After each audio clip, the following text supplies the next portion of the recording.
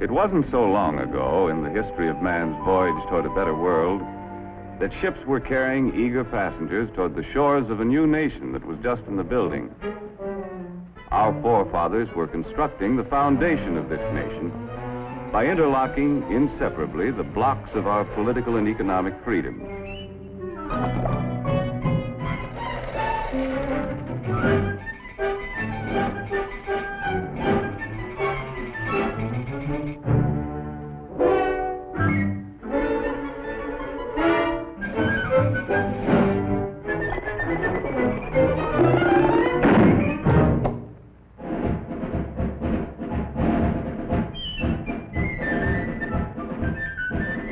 The way of life our forefathers established on this foundation of freedoms drew people from the far corners of the earth. And all those who set foot on these shores had the opportunity to build a better life for themselves. Even young Jonathan, an unskilled lad from across the sea, hoped to find a job where he could progress according to his ability and enterprise.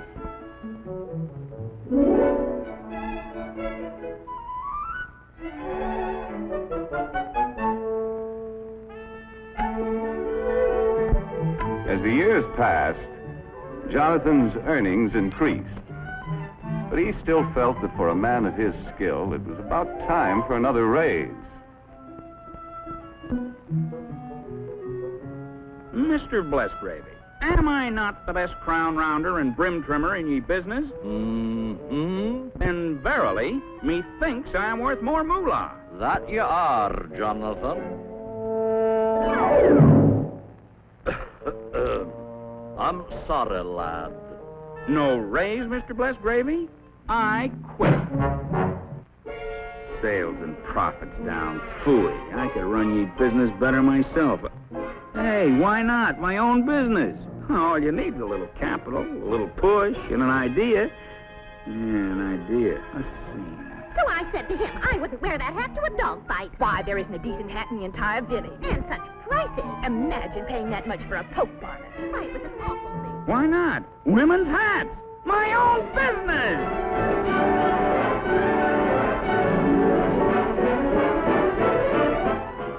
Fortunately, Jonathan was thrifty enough to keep a little nest egg for such an emergency. Well, the cost of the building took care of the nest egg. And there was nothing left to pay for the necessary tools and equipment. But happily, Jonathan had a good reputation. And as his idea promised a profit, his friends and neighbors were willing to invest some of their savings in his new business.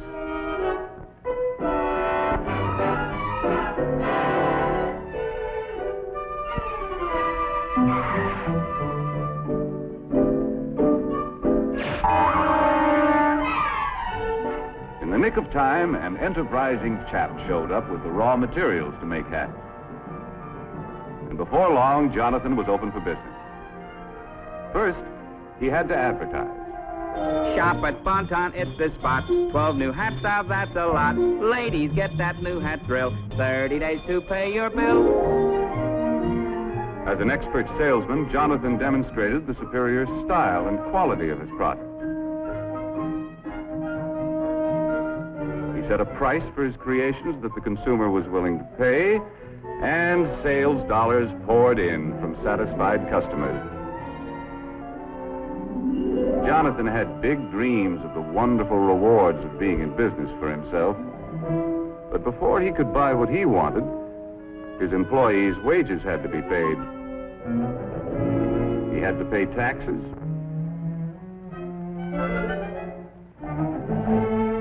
And his friends who helped finance the business had to be paid a return on their investment.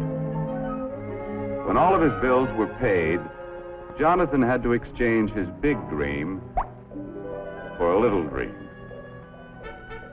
Mesdames, mademoiselles, it is the privilege of Alphonse, hat stylist to all the grand heads of Europe, to bring you hats with style so chic, a quality magnifique, and a price, ooh la la, so low.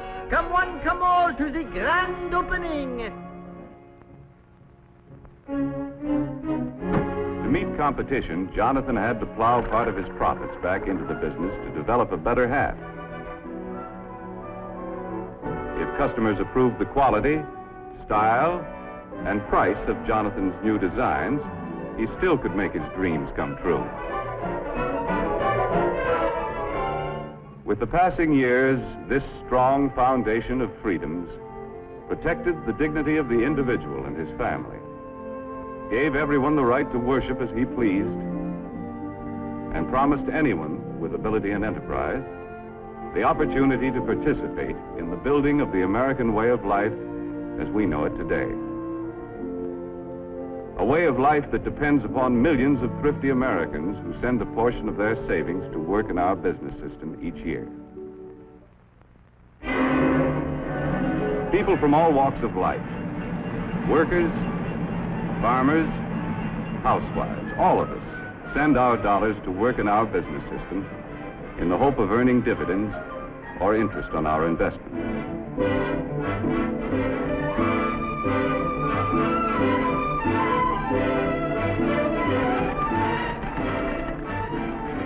Anyone who has an insurance policy, a bank deposit, or a share of stock is helping to finance our business system. A constant stream of savings dollars must flow into big and small business each year.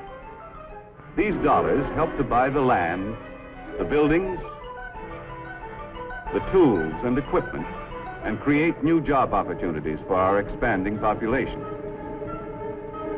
The goods we produce are distributed to main streets all over the country. While the Main Street of today doesn't look much like the Main Street of Jonathan's time, the principles of our business system remain the same, for businessmen still compete with one another for the consumer's supply of spendable dollars. And Mrs. Consumer is still mighty critical of everything she buys. Uh-oh, competition.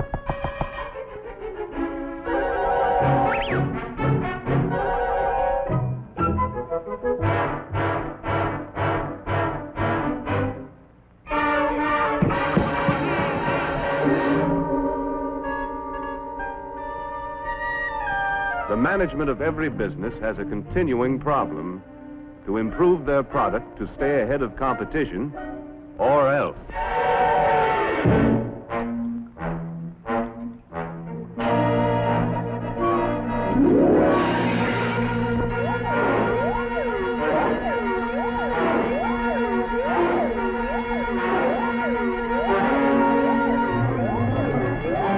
Okay, men, this is it. Quick Chill's got the ball. We've got to get it back. Give them that new product play. More style, better quality, new features, and at the right price. Hit the line, men. Let's go. Micrometer, wrench, file, caliper, slide rule. In addition to creating a better product, management develops new tools and more efficient methods to help workers turn out more boxes to sell at a price Mrs. Consumer will pay.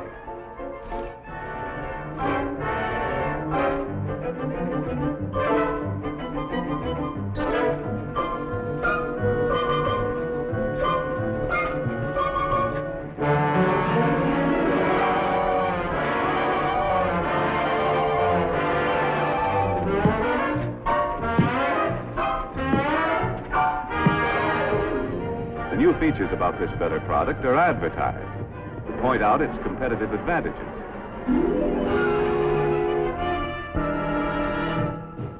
The Auto Magic Perma-Freeze, with plenty of room for groceries galore. The Auto Magic Perma-Freeze, with the super-duper store-o-matic door. Just press the button for your ice, a feature that is new, and extra space all over the place for other items too. In the Auto Magic Perma-Freeze, so see your dealer right away. Get a Perma-Freeze today. Ah, yes, dear lady. Perma-Freeze is your kind of refrigerator. High quality at a low price. Sales dollars from satisfied customers once again flow back to Perma-Freeze. A successful business must have enough sales dollars coming in to enable management to pay the expenses of doing business, such as salaries and wages, materials and supplies, research and product development, plant maintenance and repair. In addition to all of these bills, management has to pay taxes to local, state, and federal governments. Any money that's left over is known as profit. Wise management plows part of it back into the business. The remainder of the profit is paid out as dividends.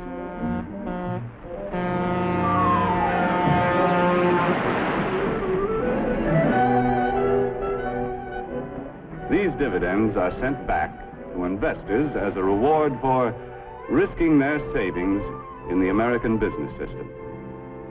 Although occasionally some of us pick a lemon and have to take a loss. The constant investment of our savings through good times and bad has enabled our competitive business system to continue to increase the production of more and better goods to meet the demands of our rising population for a better standard of living.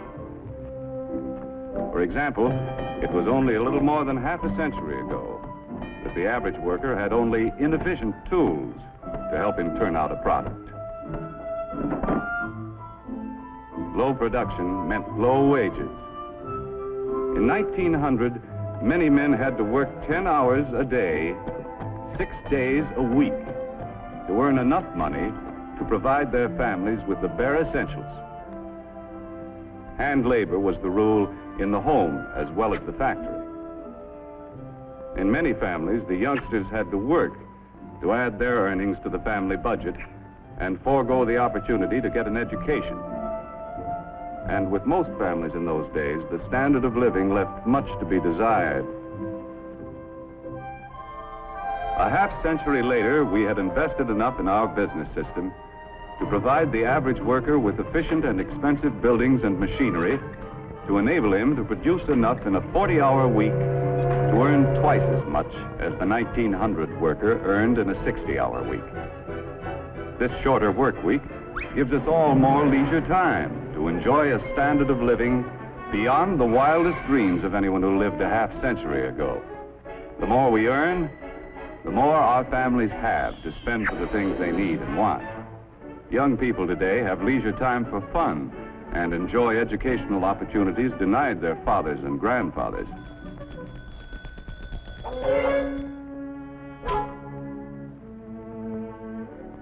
And fortunately, we have been able to raise our standard of living without sacrificing the spiritual side of life, which means so much to the American family.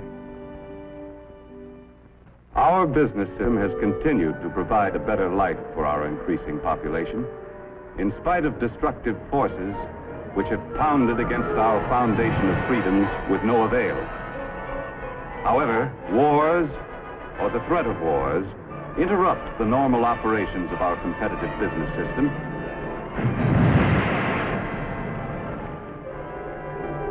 and may result in government controls which crack essential blocks in our foundation of freedoms. In World War II, wages were controlled. Many workers were frozen to their jobs. Farm prices were controlled,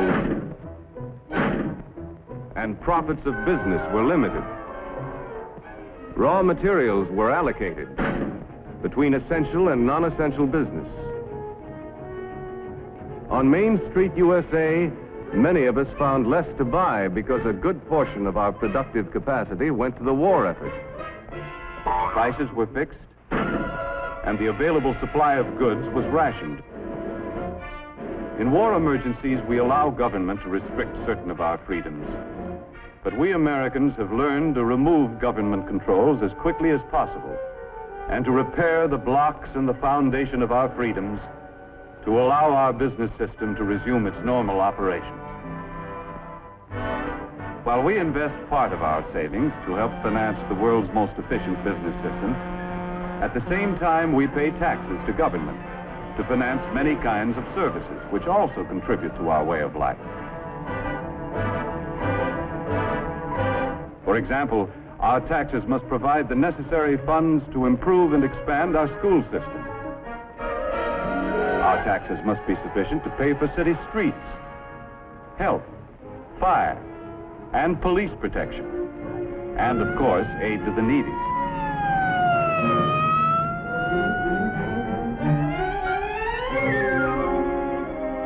Our state taxes help pay for highways, educational institutions, and, among other things, help to finance important experiments to increase the productivity of our farms.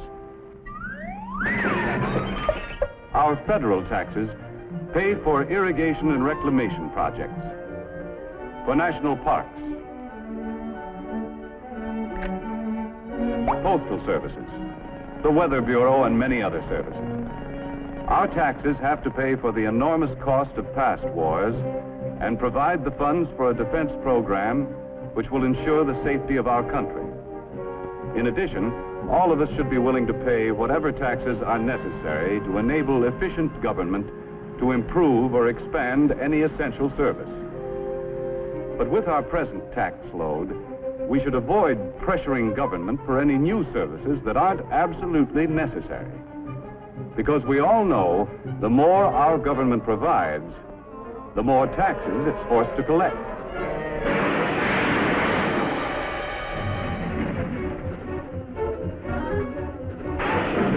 None of us can escape. Big business, small business,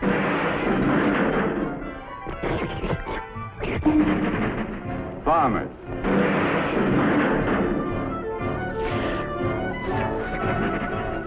workers,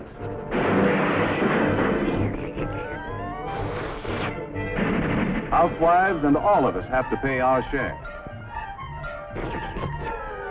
Demanding more and more from government could create a tax burden heavy enough to crack essential blocks in the foundation of our business system.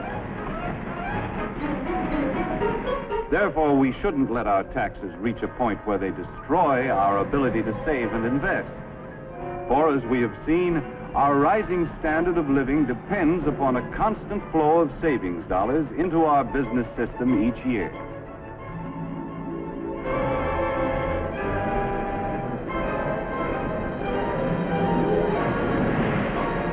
In the future of our country, waves of destructive forces will continue to batter against our foundation. When any force weakens the interlocked blocks of our political and economic freedoms, as good citizens, we must be quick to use the tools our Constitution gives us and repair any cracks that may appear. As long as we keep the foundation of our business system strong, we shall be able to maintain and improve the way of life our forefathers conceived and established. A way of life which gave everyone who came to this country the chance to progress according to his ability and enterprise.